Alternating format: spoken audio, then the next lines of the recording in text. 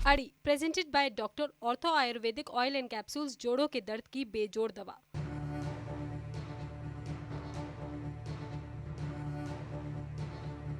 ये नजीर बनेंगे, ये जिनकी हकीकत दुनिया जानती है, ये इंसाफ करेंगे। ऐसा नहीं लगता कि इनसे ये उम्मीद करना भी बेवकूफी होगी, क्योंकि तालिबान की टेरर कुंडली ऐसी है जिसे देखकर आप सोचने को मजबूर होंगे कि जिन पर करोड़ों का इनाम है उनके हवाले तक तो ताज है। नमस्कार, मैं हूं दिनेश गौतम। आज की कड़ी में बात तालिबान की होगी, लेकिन साथ ही हम पूछेंगे कि अब भारत का रुख क्या होगा। आखिर क्यों भारत में रूस और अमेरिकी अधिकारियों का जमावड़ा है? क्या क्रूर तालिबान को काबू करने के लिए भारत और दूसरे मुल्क कोई ठोस प्लानिंग करने में जुटे हुए हैं? इतना तो तय है कि तालिबान दुनिया के लिए खतरा था, है और शायद हमेशा रहेगा, लेकिन फिर भी चंद मोदी विरोधी लोग विरोध की आग में तालिबान से भी इंसाफ की उम्मीद करने लगे हैं। हम अपने खास मेहमानों से पूछेंगे कि क्या ऐसी उम्मीद पालना ठीक है, गलत है या मजबूरी है। मगर उससे पहले जरा यह खबर देखिए और कुछ बयानात सुनिए। हिंदुस्तान में नजर आया तालिबान प्रेमी गैंग।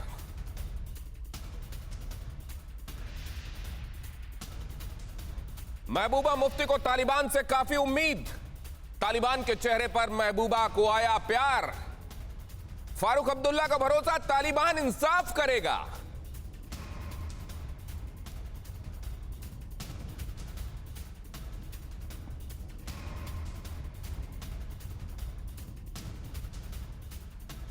अफ़गानिस्तान एक अलग मुल्क है और उन्हें अब उस मुल्क को संभालना जो वहाँ पे आए हैं। मैं ये उम्मीद करूँगा कि वो इंसाफ हर एक से करेंगे और एक अच्छी हुकूमत चलाएंगे जिसमें वो इंसानी हकूक़ को मद्देनज़र रखेंगे और इस्लामी उसूल पे चलाएंगे। मैं साथ साथ ये भी कहूँगा कि उन्हें कोशिश करनी चाहिए हर मुल्क के साथ अपने दोस्ताना ताल्लुक पैदा करने। देखिए, मैं ये समझती हूँ कि तालिबान एक हकीकत बन के सामने आ रहा है और उनको चाहिए कि जो उनकी जो पहली बारी में उनकी जो इमेज बनी है वो बहुत ही इंसानों के ख़िलाफ़ थी, ह्यूमैनिटेरियन राइट्स के ख़िलाफ़ थी। और अब की बार अगर वो आए हैं और हुकूमत करना चाहते हैं अफ़गानिस्तान में, तो उन्होंने वाकई जो इस्लामी जो शरिया जो कहता है असली, तो अगर वो वाकई उस पर अमल करना चाहते हैं तो मुझे लगता है वो दुनिया के लिए एक मिसाल बन सकते हैं। घुटना, कंधा या कमर, चाहे जैसा हो दर्द, डॉक्टर ऑर्थो आपको देता है दर्द से पूरी आजादी, एक भरपूर जिंदगी। ये कोई टेम्परेरी पेन किलर नहीं, आयुर्वेदिक औषधि है। इनको उनसे वफा की है उम्मीद जो नहीं जानते वफा क्या है। मैं उम्मीद करता हूं कि फारूक अब्दुल्ला, उनके समर्थक, या महबूबा मुफ्ती और उनके समर्थक अड़ी देख रहे होंगे। उनको थोड़ा सा जल्दी से एक क्रैश कोर्स करा देता हूं उन चेहरों के साथ जिनसे उम्मीद कर रहे हैं, उम्मीद जिनको ये नजीर मान रहे हैं, इंसाफ की उम्मीद की नजीर। जरा उनके बारे में देख लीजिए, आप भी देख लीजिए और इनके समर्थक भी देख लें, और उसके बाद चर्चा करते हैं कि क्या इनसे उम्मीद करना खुद को धोखा देना नहीं है, लेकिन कुछ लोगों को यह धोखा खाना इस समय पसंद है क्या, और अगर है तो उसकी वजह क्या है। ये तालिबान है। बामियान की ये मूर्ति याद है आपको?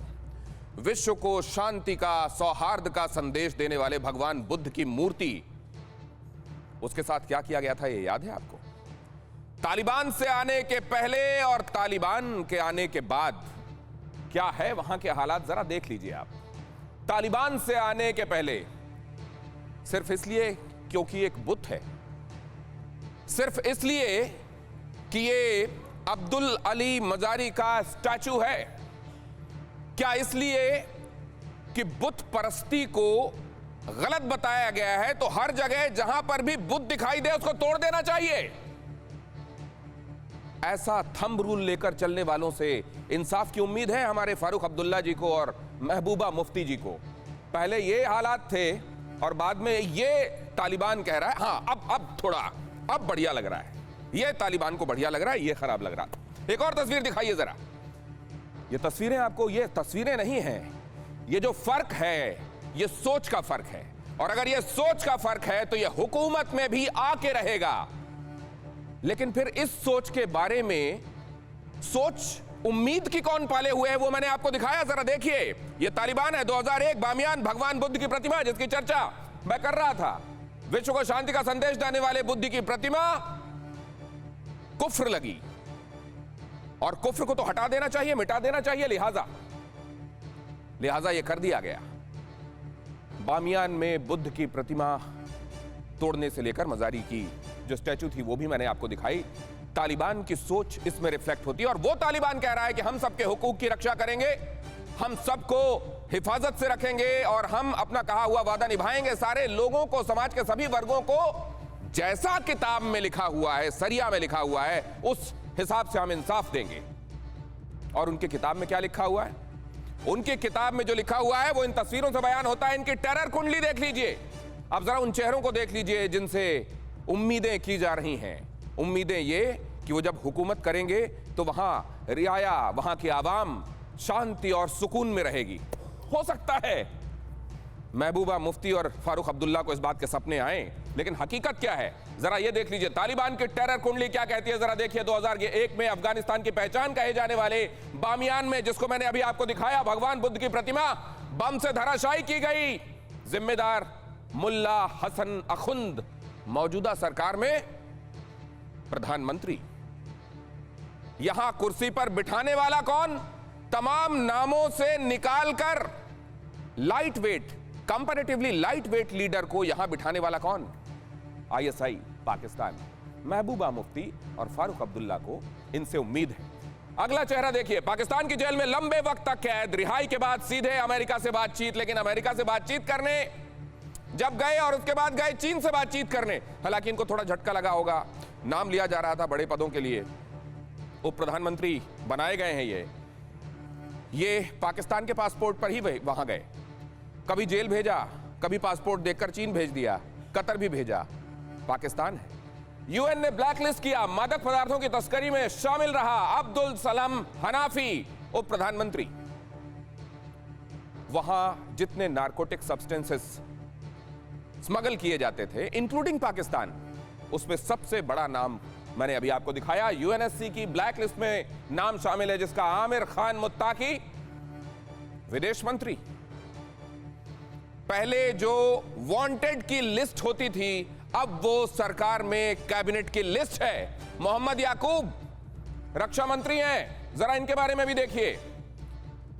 मुल्ला उमर का बेटा, तालिबान का फाउंडर, तालिबान के संस्थापक मुल्ला उमर का बेटा, सबसे क्रूर चेहरों में से एक, जिसको क्रूरता का कोई भी फैसला लेने में सेकंड भी नहीं लगता। और सिराजुद्दीन हक्कानी, नाम ही काफी है, वो गृह मंत्री हैं।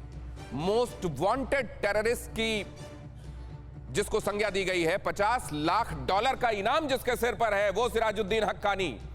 और जिसके पीछे पाकिस्तान भी अपना वेट व्हील करता है, वो सिराजुद्दीन हक्कानी। ये खूंखार हक्कानी आपको गृह मंत्री दिखाई दे रहे हैं। तो मैं आपको यही बता रहा था कि ये जो नाम है, जहां आपको पहले वांटेड की लिस्ट दिखाई देती थी, वहां ऊपर वांटेड हटाकर ऐसा लग रहा है कैबिनेट की लिस्ट, कैबिनेट में कौन से चेहरे होंगे वो लिख दिया गया है। और उनसे हमारे देश के कुछ चेहरों को उम्मीदें हैं। ऐसा क्यों हो रहा है, जरा ये भी देख लीजिए। मुखिया सिराजुद्दीन हक्कानी, हक्कानी नेटवर्क के बारे में आपको जानना बहुत जरूरी है। खूंखार हक्कानी किस लिए बदनाम है? जन्मदाता, फिदाइन हमलों का जन्मदाता। इस्लाम में इसको हराम माना जाता है, खुदकुशी को हराम माना जाता है, लेकिन उसका जन्मदाता, इस्लाम के इनाम पर यह सब करने वाला हक्कानी नेटवर्क, खतरनाक इम्प्रोवाइज्ड एक्सप्लोजिव डिवाइस बनाने वाला हक्कानी नेटवर्क, छोटे छोटे बच्चों को इसकी ट्रेनिंग देने वाला हक्कानी नेटवर्क, आतंकी 16,000 से ज्यादा आतंकी अपनी फैक्ट्री से बना देने वाला हक्कानी नेटवर्क। सिराजुद्दीन पर इनाम मैंने आपको बताया, और अमेरिका ने यह इनाम रखा है, और अमेरिका को चिढ़ाने वाला हर कदम इस समय उठाया जा रहा है। लिहाजा यह भी अंजाम दिया गया गृह मंत्री का पोर्टफोलियो देकर। लेकिन सवाल यह है कि अगर आप मुंसिफ बना देंगे कातिल को, तो वो क्या आपके हक में फैसला देगा? अब जरा ये भी देख लीजिए। सरकार तालिबानी खूंखार हक्कानी 2011 में अमेरिका के ज्वाइंट चीफ ऑफ स्टाफ रहे जनरल माइक मुलेन ने हक्कानी नेटवर्क को पाकिस्तान की खुफिया एजेंसी आईएसआई का दायां हाथ और एजेंट बताया था। और इसके लिए उन्होंने किस आधार पर यह कह रहे हैं, क्या सब्सटेंस उनके पास, इसका हवाला भी दिया था। इमरान बाजवा का यार, ये हक्कानी नेटवर्क, मैंने आपको बताया था, इसके पीछे पाकिस्तान ने पूरी ताकत झोंक दी थी। वो चाहता था कि तालिबान की सरकार जब बने उसमें सिराजुद्दीन हक्कानी, उसके नेटवर्क को ज्यादा से ज्यादा हिस्सा मिले, और इसके लिए ही जब वहां गोलियां चली, खून खराबे की नौबत आई, तो आईएसआई वहां पहुंच गया कि नहीं अब देखिए ऐसा है कि आपको हक्कानी नेटवर्क को तो देना पड़ेगा उसका हिस्सा। सिराजुद्दीन हक्कानी नेटवर्क का चीफ बना 2001 में, और इमरान बाजवा का ये कितना खूंखार यार है वो बताने की कोशिश कर रहा हूं मैं। इसीलिए, और इसने क्या क्या किया जरा वो देखिए। 2008 में भारतीय दूतावास पर हमला किया गया, 58 की मौत, जिम्मेदारी हक्कानी नेटवर्क की। 2012 अमेरिका ने हक्कानी नेटवर्क को बैन कर दिया था। 2014 पेशावर में जो स्कूल पर हमला हुआ उसमें 200 बच्चे मारे गए, मासूम बच्चे। इसमें तहरीके तालिबान पाकिस्तान हक्कानी नेटवर्क का हाथ माना जाता है। काबुल में हमला हुआ, 150 से ज्यादा लोगों की मौत हो गई, और इसके पीछे हाथ इसी का। ऐसे खतरनाक लोगों को कैबिनेट में जगह दी गई है, ऐसे लोगों से हुकूमत चलवाई जाएगी, और कुछ लोगों को इनसे उम्मीद भी है।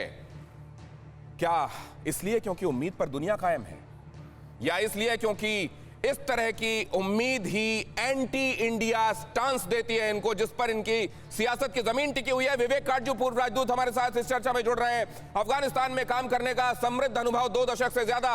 लेफ्टिनेंट जनरल BS जसवाल साहब हमारे साथ जुड़ रहे हैं, पूर्व आर्मी कमांडर। डिफेंस के हिसाब से क्या किया जा रहा है, क्या किया जाना चाहिए, बताएंगे हमको कैप्टन आलोक बंसल, विदेश मामलों के जानकार, हमारे साथ इस चर्चा में शामिल हो रहे हैं। और सुमेरा हमारे साथ जुड़ रही हैं, सुमेरा खान, पाकिस्तान की पत्रकार, कुछ ही देर में जिनके ट्वीट्स खास तौर से इस समय बहुत फॉलो किया जा रहे हैं। मोहम्मद आरिफ अब्बासी, पूर्व सांसद पाकिस्तान के, वो हमारे साथ फिलहाल इस चर्चा में शामिल नजर आ रहे हैं। उनका स्वागत करता हूं। आप सभी मेहमानों का बहुत स्वागत है। और सबसे पहले मैं जरा ये समझना चाहता हूं, वहां की कैबिनेट देखने के बाद सबसे पहले जहन में क्या आया काटजू साहब? कहा ये UN की लिस्ट में सब आतंकी घोषित किए गए हैं, और आज से नहीं 2 दशक से ज्यादा से घोषित किए गए हैं।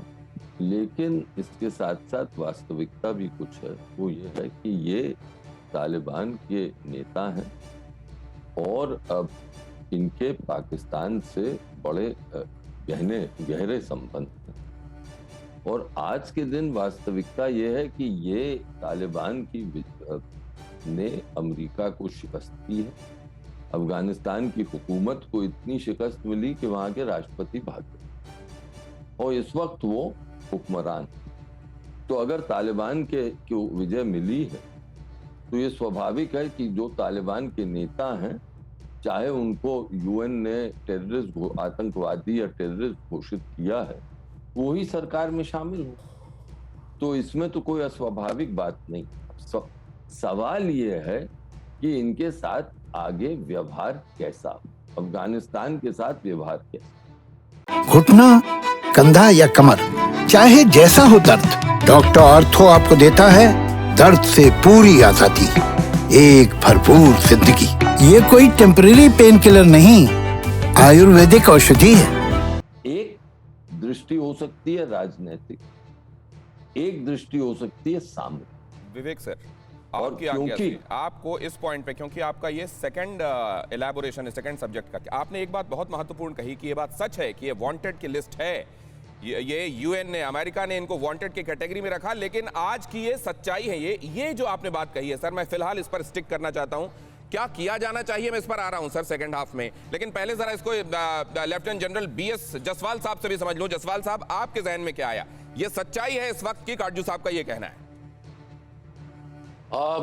गुड इवनिंग गौतम और मिस्टर काटजू और Alok Bansal, we did the NDC together. Alok, जो काटजू साहब ने बात कही है उसमें बहुत गहराई है, और ये हकीकत है कि इस वक्त तालिबान की सरकार अफगानिस्तान में बनी है। जो प्रोस्क्राइब टेररिस्ट हैं, उनका रवैया अब क्या होगा?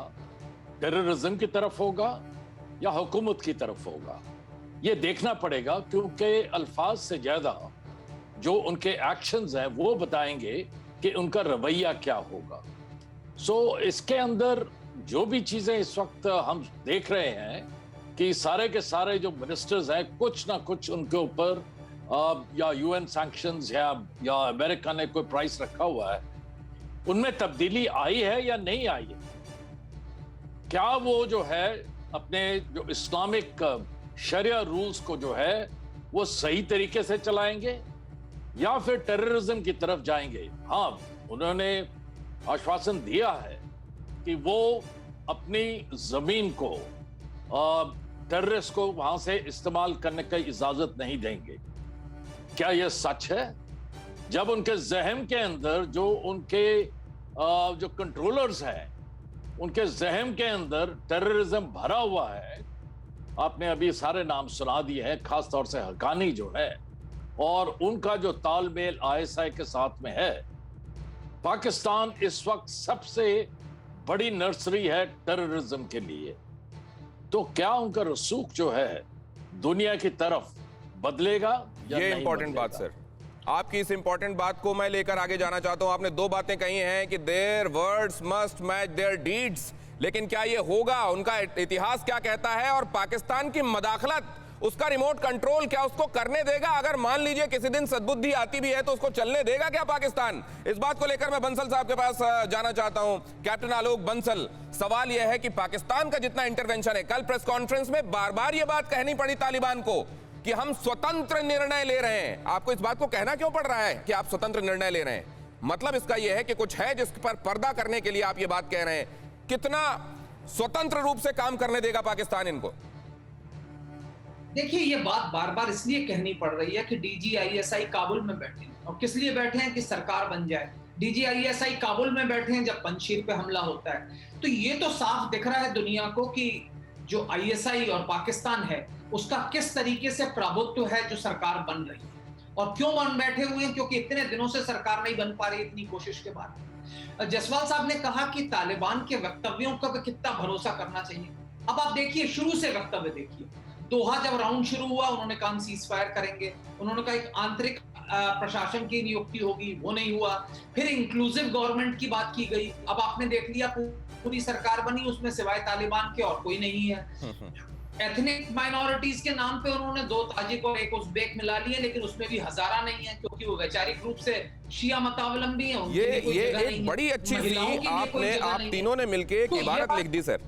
कैप्टन आलोक बंसल, आपने काटजू साहब ने जो शुरू किया उसको आपने एक मुकम्मल फुल स्टॉप तक पहुंचाया। उन्होंने कहा कि देखिए वो जो भी रहे हो लेकिन आज की सच्चाई है।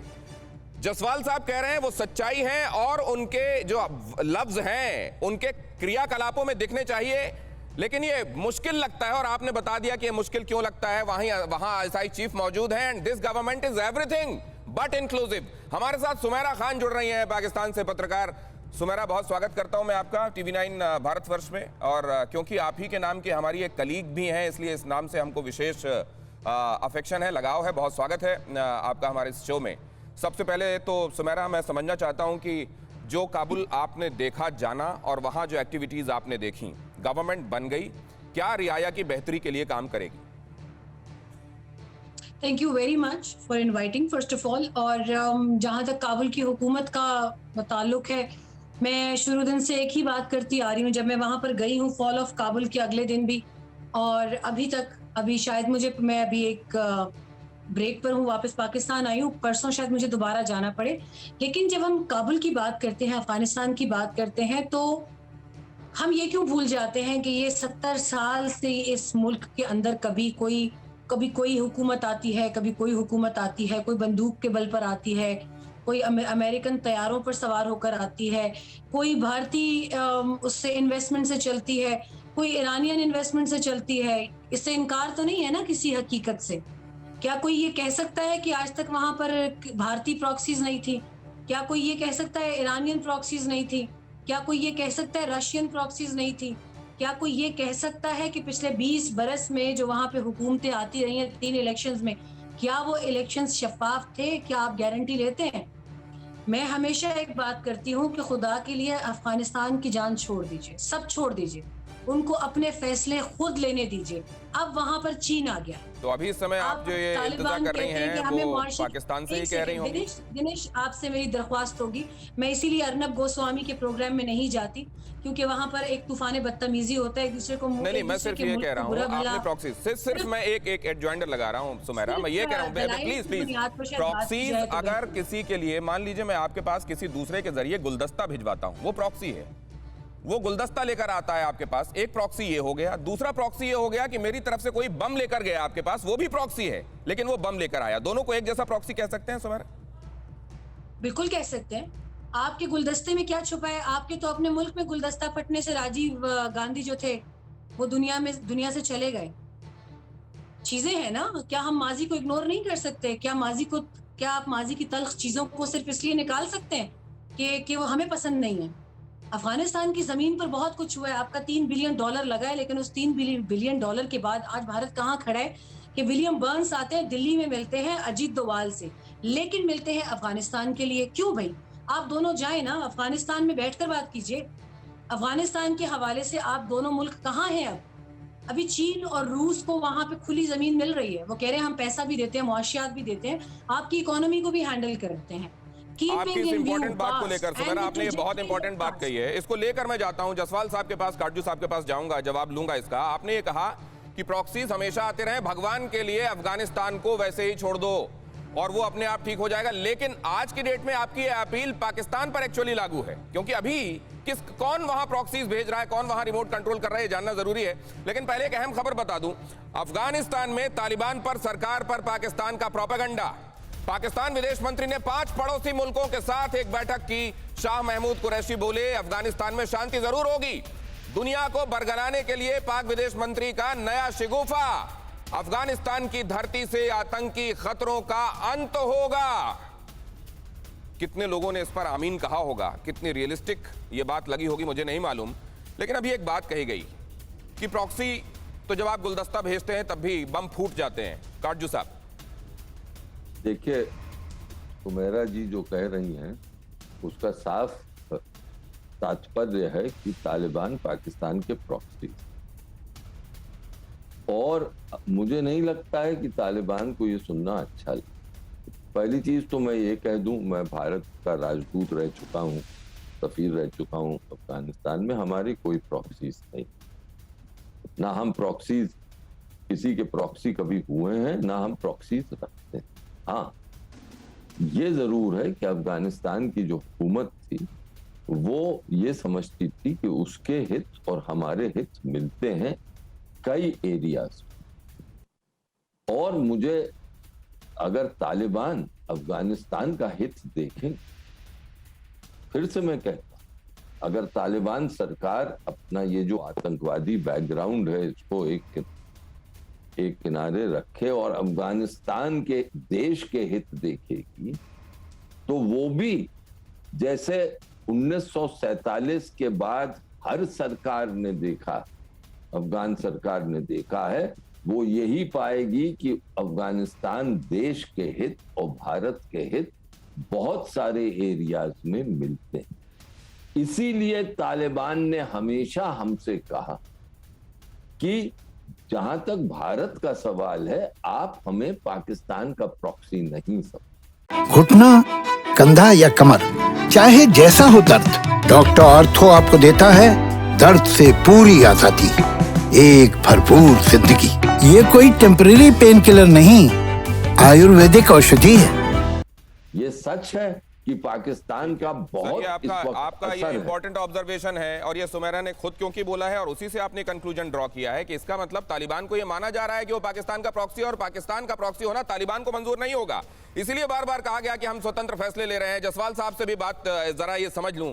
सुमेरा आता हूं मैं, आपकी ये बात गंभीर थी, इसका मतलब समझ लेना चाहिए, क्योंकि जसवाल साहब आप इसको कैसे देख रहे हैं, ये प्रॉक्सी होने का आरोप, इसको आप कैसे देखते हैं? देखिए, हमारा सारा फोकस जो है उसमें थोड़ी सी ब्लरिंग है। इसके फौरन बाद आपके पास आ रहा हूं, माफ कीजिएगा थोड़ा विलंब हो रहा है, इसके फौरन बाद आपके पास आ रहा हूं। जी सर, कंटिन्यू प्लीज। देखिए, द प्रॉब्लम इज नॉट कि अफगानिस्तान में क्या हो रहा है, प्रॉब्लम है पाकिस्तान इस प्रॉब्लम को कैसे क्रिएट कर रहा है। तालिबान सारी दुनिया जानती है ये पाकिस्तान ने बनाया था। हक्कानी ग्रुप जो है मिरन शाह में, उनका बेस है, उनके एयरफोर्स बेस, उसके साथ में उनके हेडक्वार्टर्स हैं। अभी भी जो है आईएसआई के चीफ फयाज, जनरल फयाज काबुल में बैठे हुए हैं। तो ये जितना भी अफगानिस्तान का रवैया होगा वो निकलेगा किस तरह पाकिस्तान उसको शेप देता है। ये प्रॉक्सी नहीं तो क्या है। ये सारा जितना भी प्रॉक्सी मसला जो अफगानिस्तान का है, शुरुआत से ये पाकिस्तान से शुरू हुआ है। वर्ल्ड को मेरे ख्याल से अफगानिस्तान में क्या होगा उससे ज्यादा हमें पाकिस्तान के ऊपर फोकस करना पड़ेगा कि वो क्या रवैया, क्या वहां पे एलिमेंट्स वो सेट करना चाहता है। आपने मिनिस्ट्री में देख लिया। ये आपने इंपॉर्टेंट बात कही है सर, इसको लेकर जाने दीजिए मुझे अब्बासी साहब के पास। अब्बासी साहब, दुनिया को ये लग रहा है कि फोकस तो पाकिस्तान पर करना पड़ेगा, गड़बड़ वहां क्यों समझी जाती है हमेशा? देखें, ये इंडिया की एक साइकोलॉजिकल प्रॉब्लम है। अच्छा। उसको चूंकि हक़ाइक़ का इतना इदराक नहीं है, हमेशा वो गलतियां करता है, चाहे अफगानिस्तान का मामला हो या ईरान का मामला हो, और उसको भुगतना पड़ता है। हम ये समझते हैं कि पाकिस्तान एक खुद मुख्तियार मुल्क है और दूसरों की खुद मुख्तियारी का पूरा वो रखता है, ख्याल रखते हैं। हम अफगानिस्तान को एक खुद मुख्तियार मुल्क समझते हैं। वहाँ की आवाम को ये हक हासिल है कि उनका तर्ज हुकूमत, निज़ाम हुकूमत जिस तरह का वो चाहें। उन्होंने फॉरेन ऑक्यूपेशन के खिलाफ 30 साल तक जंग लड़ी, 10-12 साल रशिया के खिलाफ और बाकी अमेरिका और उसके इत्तेहादियों के खिलाफ 20 साल। अब मुझे ये समझ नहीं आती कि इंडिया का जो मीडिया है वो अपने मसाइल, अपने अवाम के मसाइल छोड़ के पिछले 15 अगस्त से ऑनवर्ड, बल्कि उससे भी पहले अफगानिस्तान, एक बड़ा ऑनेस्ट ऑब्जर्वेशन है आरिफ अब्बासी साहब, अगर आप कहें तो अर्ज करूं। जब आप खुद मुख्तारी की बात कहते हैं ना, मुझे ये तो दिखाई देता है कि उइगरों के मामले में आप एकदम खुद मुख्तार छोड़ते हैं चाइना को, लेकिन बाकी कितना खुद मुख्तार छोड़ते हैं आप अफगानिस्तान को, वो हमको दिखाई देता है। मतलब ये पूरी दुनिया देख रही है, और आप बेशक इसे प्रोपेगेंडा कहें या कहें हमारी साइकोलॉजी में प्रॉब्लम है। अब या तो दीवाना हंसे या तू जिसे तौफीक दे, वरना इस दुनिया में आके मुस्कुराता कौन है? तो अब दीवाना कौन है और किसका दिमागी तवाज़न ठीक है, ये आप शायद फैसला कर सकते हैं। लेकिन खुद मुख्तारी मुझको उस दिन जियांग में दिखाई देती है, चीन के मामले में, उइगरों के मामले में, उसके मामले में कहीं, उसके बाद कहीं मुझको आप लोगों का जरूर मेरे को मदाखलत दिखाई देती है। काटजू साहब, गलत कह रहा हूं मैं? नहीं, सही कह रहे हैं। इमरान खान साहब ने तो यहां तक कहा कि उनको कुछ इल्म नहीं है कि उइगुरों के साथ क्या हो रहा है, चीन किस तरह का बर्ताव कर रही है, जबकि पूरी दुनिया जानती है कि एक आतंक, एक दहशतगर्दी चीन कर रही है उइगुर मुसलमानों के खिलाफ। यहां तक कि उनको अपने जो उनके इस्लामी हुकूक हैं, जो इस्लामी रिवाज हैं, वो उनको नहीं मंजूर चीनी हुकूमत को कि वो कर पाए। उनको एक कैंप्स में रखा हुआ है री एजुकेशन के लिए। उनसे ये कहा जा रहा है कि नमाज नहीं पढ़ सकते, दाढ़ी नहीं रख सकते। और इस पर अब पाकिस्तान जो कहता है कि वो इस्लामी देश है और इस्लामी उम्मा का बिल्कुल रखवाला है, वो बिल्कुल चुप्पी साधे है। यहां तक कि इमरान कहते हैं कि उनको तो कुछ मालूम ही नहीं है। वाह, क्या बात है जनाब। और मुझे लगता है कि हमारे दो मेहमान भी यही कहेंगे जो कि पैनल पर हैं। अगर एक लफ्ज़ भी निकालेंगे तो ISI इनके पीछे पड़ जाएगा। सुमेरा, कुछ सुमेरा प्लीज बोलिए। म्यूट रखने हैं तो इस प्रोग्राम में बैठने का फायदा नहीं है प्लीज। लेकिन हाँ, एक समय में एक बोलता है सुमेरा। मुसलमानों की भी बात की जाए कि जिनको आपने असम पहले उइगर की बात तो कर ले। नहीं ना, आप ज्यादती करते हैं। फिर आप भारतीय मुसलमानों की भी बात कीजिए। देखिए, आपने साबित कर दिया सुमेरा, मैं ठीक कह रहा था। खुद मुख्तारी की जिंदगी क्या है? आप खुद मुख्तारी केवल चीन की रिस्पेक्ट होती है। जात के हिंदुओं की बात कर लें पहले कि उनके साथ क्या सलूक हो रहा है। दरख्तों से बांध के मारा जाता है। भारत में असम में कंसंट्रेशन कैंप्स नहीं है जहां आपने बांग्लादेशी मुसलमानों की शहरियत लेके उनको बंद किया हुआ है। आप चीन की तरफ बाद में जाइए भैया, पहले अपना गिरबान देखिए कि आपके भारत में क्या हो रहा है। भारत मुसलमान मुल्क नहीं है। आपके भारत में यूरेनियम किलो के हिसाब से कोई बलूचिस्तान पे चला जाएगा और पूरी चर्चा डिरेल हो जाएगी। सुमेरा, मैं एक बार फिर से तालिबान पे आना चाहता हूँ, अफगानिस्तान पे। तो आपको कुल मिलाकर वहाँ का मुस्तकबिल ठीक लग रहा है और आपको लग रहा है कि सही हाथों में, महफूज हाथों में अब सब ठीक होगा। दिनेश, बात सुनिए। मैं एक डिफेंस एक्सपर्ट हूँ और जब मैं ये देखती हूँ ना कि भारतीय मीडिया वीडियो गेम्स की स्क्रीन की तस्वीरें लेके F-16 के साथ मिला के लगाता है, तो मुझे आपके मीडिया पे बड़ी हंसी आती है। आई एम सॉरी टू से। एक बहुत बड़े मुल्क का मीडिया ये सब बचकाना खेल खेल रहा है। फिर आप 6 इंडियन बंदे बिठा के, अभी जनाब ने खुद फरमा दिया कि 1947 से मसला, ही तो पाकिस्तान का मसला है। तो फिर समझ आती है ना हमें कि आपको तो 1947 से मसला है, अफगानिस्तान तो बहाना है। आप फिलहाल ये देखिए कि तालिबान से मिलने के लिए जयशंकर 3 बार कतर गए, वो नहीं मिले उनसे। फिर वो कहते हैं कि जी हमारे स्ट्रेटेजिक पार्टनर्स हैं। 20 साल तक आपने अपने स्ट्रेटेजिक पार्टनर से कोई ताल्लुक, अभी मत बोलिएगा, हाथ नीचे कीजिए सफीर साहब। आपने 20 सुमेरा, साल आप टर्म्स डिक्टेट नहीं करेंगी। नंबर 1, मैं बहुत पोलाइटली, आप मेरी सम्मानित मेहमान है, लेकिन मेरे मेहमान को आप टर्म्स डिक्टेट नहीं करेंगी। नंबर 1 सुमेरा, सुनिए अब आप सुनिए, अब आप सुनिए। हमारे यहाँ राष्ट्रपति बनता है मुसलमान। आपका मुल्क देखिए और बताइए क्या होता है वहाँ। ओसामा बिन लादेन कहाँ मिलता है, बताइए जरा सुमेरा। आपको लगता है मेरी विनम्रता आप अदरवाइज ले गई? मैं विनम्र हूँ, बदतमीज नहीं हूँ, लेकिन आप कुछ भी कहती चली जाएंगे, मेरे मेहमान के साथ बदतमीजी करेंगे, मुझे पसंद नहीं है सुमेरा। और सुमेरा, जब तक आप इसको सही करें, सुमेरा की आवाज मैं नहीं लूंगा अभी। जब आपसे ये जरा मैं समझना चाहूंगा जयसवाल साहब आपसे कि ये जाहिर है जिस पर आप एलिश करेंगे, चोर ने कभी अपने आप को चोर नहीं माना। डाकू हमेशा ये कहता है कि तुम मेरी तरफ क्या कह रहे हो, अपने आप को सुधारो, मैं तो एकदम ठीक हूं। जाहिर है ये होना है, इसमें कुछ भी अनोखा नहीं है। लेकिन अब वर्ल्ड फ्रेटर्निटी करेगी क्या जसवाल साहब, सवाल ये है। देखिए समीरा जी, आदाब समीरा जी, आपका मेरे ख्याल से जो ख्याल है इंडिया के बारे में और इंडियन मुस्लिम्स के बारे में, वो थोड़ा सा हटके है, वो हकीकत से हटके है। मैं एक फौजी हूं, मैं आर्मी कमांडर था।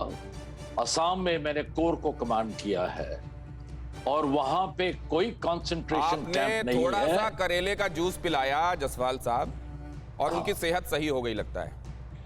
तो ये जो है, ये लगने लगा कि अब झूठ और बोलना ठीक नहीं रहेगा। एक जर्नलिस्ट को कम से कम सब्सटेंसेस पे बात करना चाहिए। और अब जैसे ही मैंने उनको सब्सटेंस का हवाला दिया, वो उठकर चली गई। और ये बड़ा अच्छा हुआ मेरे लिए, क्योंकि जिस तरीके से उन्होंने विवेक सर के साथ बदतमीजी की थी, वो मैं किसी सूरत में बर्दाश्त नहीं कर सकता। वो न सिर्फ बुजुर्ग हैं, हमारे देश के सम्मानित व्यक्तित्व हैं, और दूसरे मेरे पैनल में हैं। वो कैसे वो ये कह सकती थी कि अब आप चुप रहिए, और अच्छा होगा कि अब वो टीवी 9 भारतवर्ष में दोबारा कम से कम मेरे शो में गेस्ट की हैसियत से ना आए। जी सर, कंप्लीट कीजिए। हाँ, ये जहां तक, ये तो खैर टोटली टॉपिक डीरेल हो जाएगा अगर इंडियन मुस्लिम्स के बारे में बात करें। लेट्स गेट बैक कि जो मैंने पॉइंट कहा था, मैं उस पर थोड़ा और तवज्जो करना चाहूंगा कि हम सब फोकस जो हमारा अफगानिस्तान के ऊपर हो रहा है, हमारा फोकस पाकिस्तान के ऊपर होना चाहिए। क्योंकि अगर पाकिस्तान को इस वक्त कंट्रोल नहीं किया गया, तो आइंदा में जो अफगानिस्तान के अंदर हरकतें होंगी, जो उनका रवैया रहेगा, वो बिगड़ता ही चलेगा। नहीं, लेकिन ये सवाल क्या, मैं वहां की एक बड़ा तबका है सर, एक बड़ा चंक है वहां की आवाम का और वहां की इंटेलिजेंसिया का, जो ये बात समझ भी रही है और इस खतरे से आगाह भी कर रही है पाकिस्तान में। लेकिन क्या उस बात को समझा जा रहा है? जरा अब्बासी साहब से ये सेन कमेंट में लेने के लिए जाऊंगा, लेकिन उससे पहले एक अहम खबर आपको बता दूं। आलोक बंसल साहब के पास भी आ रहा हूं। पंजशीर की जंग पर तेहरान टाइम्स का बड़ा दावा, पंजशीर में तालिबान की मदद कर रही पाकिस्तानी सेना। 27 हेलीकॉप्टर में पाकिस्तान के स्पेशल फोर्सेस के जवान, पाकिस्तानी सेना ड्रोन हमलों को भी दे रही अंजाम। पाकिस्तान की सेना वहां तालिबान का लड़ाई में साथ दे रही है। यह बात किसी से छिपी हुई नहीं थी। लड़ाकों को ट्रेनिंग दी गई है, किसी से छिपा हुआ नहीं।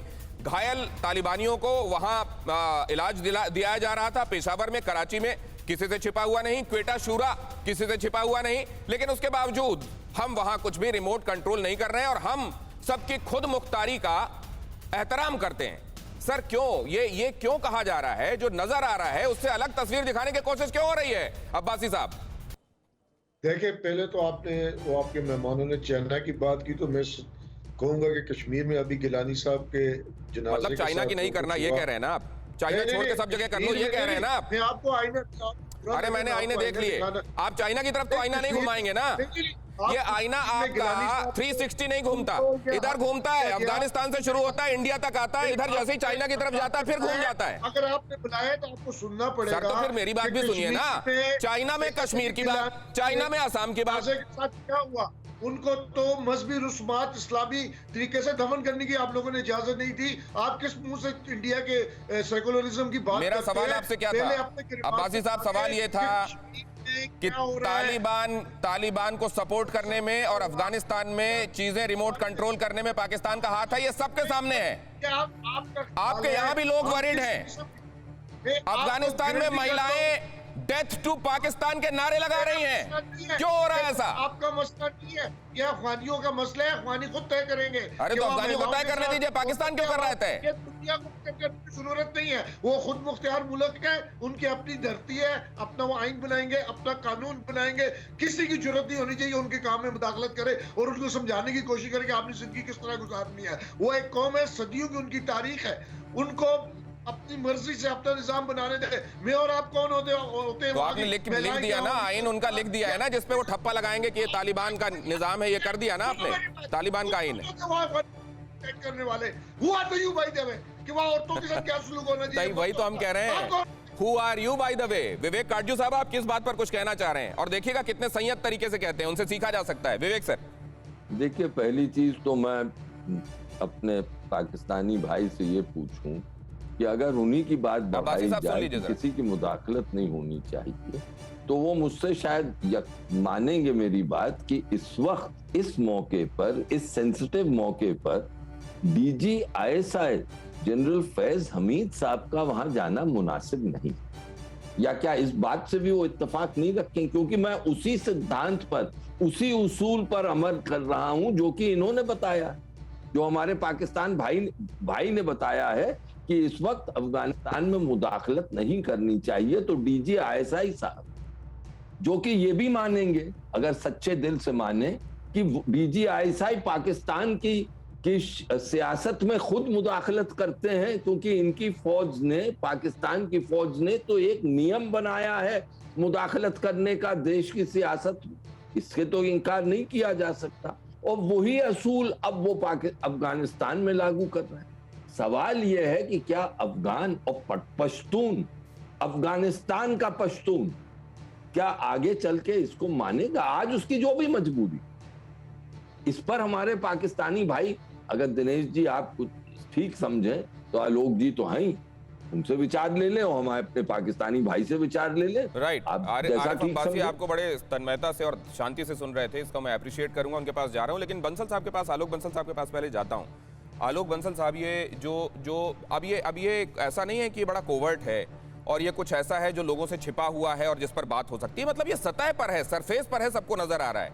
और जैसे मैंने पहले अर्ज किया, पाकिस्तान क्यों माने ये? सवाल ये है कि दूसरे क्या कर रहे हैं। देखिए, इसमें कोई शक की बात नहीं है। अगर पाकिस्तान ये कहता है कि अफगानों को अपना आइन बनाना दिया जाए, अपना सरकार बनानी दी जाए, तो उनके डीजी आईएसआई इतने दिन से वहां क्यों बैठे हुए हैं? क्यों सरकार नहीं बन पा रही है? तो पाकिस्तान की आईएसआई किस तरीके से, उसके प्लेन से अहमद मसूद ट्वीट कर रहे हैं, तेहरान टीवी कह रहा है, तेहरान से इसका जवाब दे दो अब्बासी साहब से। अब्बासी साहब क्यों गए हुए हैं? ये बार-बार सवाल पूछा जा रहा है, क्यों गए हुए हैं आईएसआई चीफ? मैं बताता हूँ, जरा आप ध्यान से सुनिएगा। अफगानिस्तान में एक बहुत बड़ा खतरा इंडिया की सपोर्ट से, फिनांस से, और उसमें कुछ यूरोपियन अमेरिकन भी थे। दाइश और टीटीपी वहाँ पाली गई थी। अब जब वहाँ उनकी जो हुकूमत थी वो भाग गया सदर साहब, और उसके बाद ये दाइश और टीटीपी न सिर्फ पाकिस्तान के लिए और बलूचिस्तान लिबरेशन आर्मी पूरी दुनिया के लिए खतरा है। अब्बासी साहब, बहुत धन्यवाद आपका, हाथ जोड़कर मैं आप लोगों का धन्यवाद करता हूं। अब्बासी साहब, आपका भी शाम का वक्त है और मैं गांधी जी जो कहा करते थे वही कहूंगा, सबको सन्मति दे भगवान। वहां सलमा डैम, संसद से लेकर जहां भारत ने अपने हजारों करोड़ लगा के इन्वेस्ट करके वहां की रियाया की बेहतरी के काम किए, आप कह रहे हैं वहां कोई गंदगी भारत फैला आया है और आईएसआई झाड़ू लेकर गया है। बहुत धन्यवाद, सबको सन्मति दे भगवान। अड़ी में इतना ही। हमारे सारे मेहमानों का बहुत धन्यवाद। न्यूज़ टॉप 9 रोज सुबह 7 बजे और शाम 7 बजे सिर्फ TV9 भारतवर्ष पर।